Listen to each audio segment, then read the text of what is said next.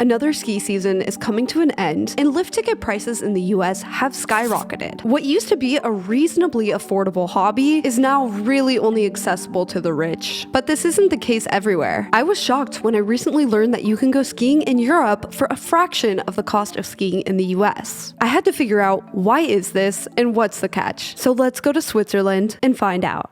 Pleasure to welcome you to Zurich, where the local time is 10:19 a.m.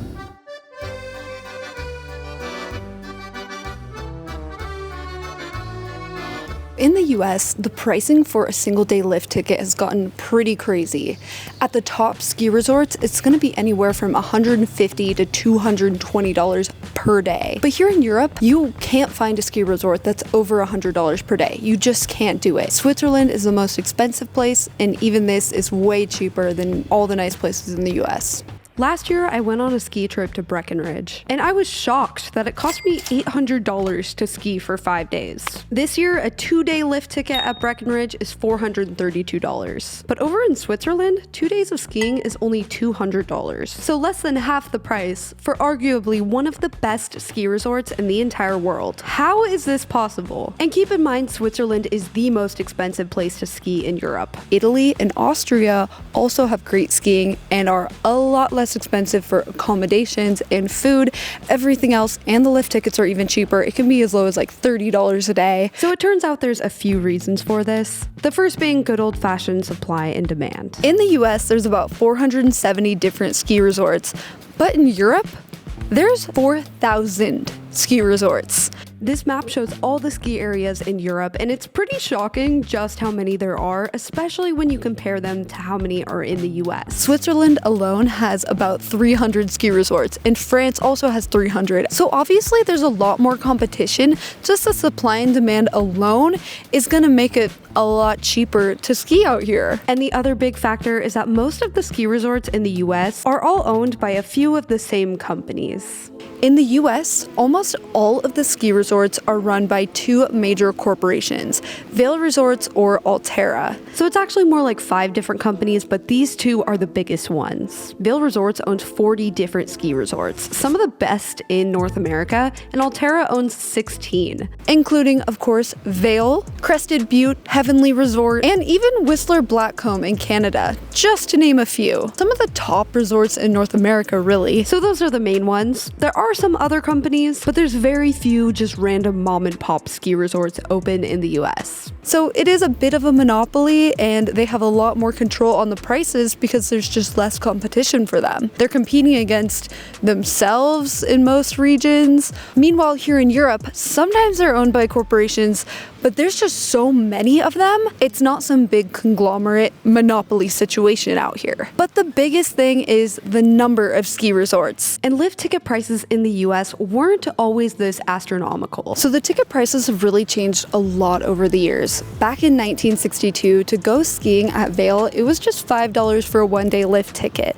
Adjusted for inflation, that's about $42. That sounds pretty reasonable to go skiing, right? Like, that is kind of in my mind what skiing would cost if I had no idea what lift ticket prices were like. But in reality, it's a lot more. Vail is probably like over $100 a day. In Europe, you can go skiing for as little as $40 still. And yes, there are things like the Epic Pass and the Icon Pass, but even the lowest Icon Pass is more money than I spent skiing in Zermatt. It forces you to go skiing like 4 or 5 times a year when a lot of people just want to go once or twice. That's it. So you might be wondering then, what's the catch? Are these ski resorts not good? I mean, it's the Swiss Alps. Let's hit the slopes and find out.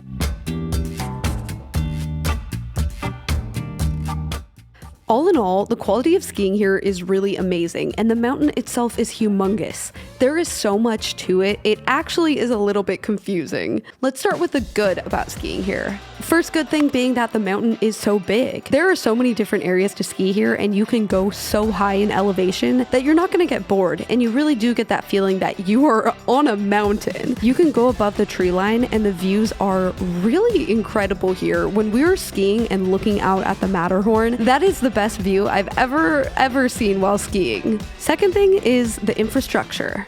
There are multiple gondolas, electric buses to take you to and from each area. There's trains, there's even a funicular that can take you up part of the mountain. And just looking at this footage, you can tell that everything feels very brand new. It almost feels like a Disneyland ride in terms of how perfectly constructed everything is. Some of the gondolas are even heated. And because this place is so big, we really didn't have to wait in any lines at all. Now, on to some of the cons. The first being that this place is actually really confusing.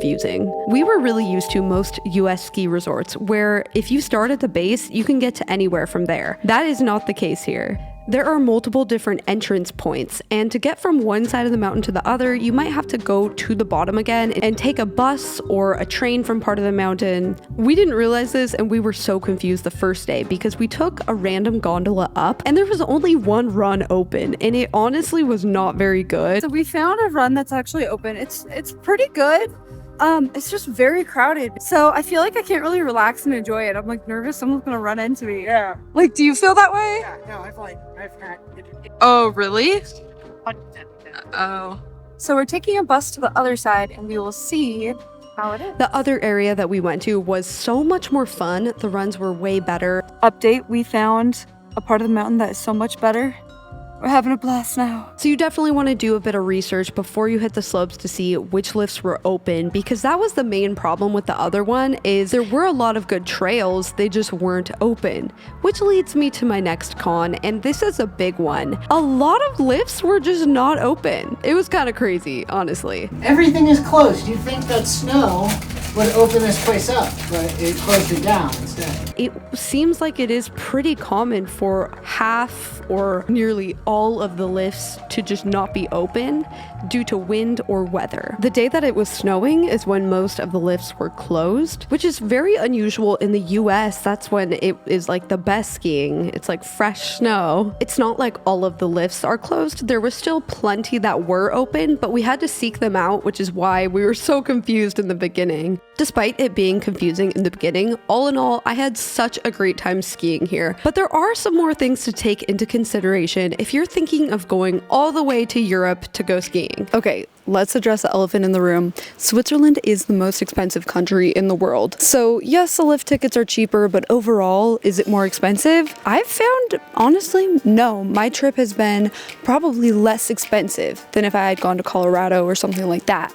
The most obvious cost difference that everybody notices is with the food. It is definitely noticeably more expensive when you're eating at a restaurant. The meal is going to be probably at least 30% more expensive than in the US. But I'll also note that on the slopes, the food was way better than most US ski resorts. A lot of US ski resorts, it's like an overpriced hot dog or bowl of chili. Sometimes it's not even that good, but it's overpriced. Here, yes, it's expensive, but it is actually really good quality food. It is like legitimate restaurants, like nice restaurants on the slopes.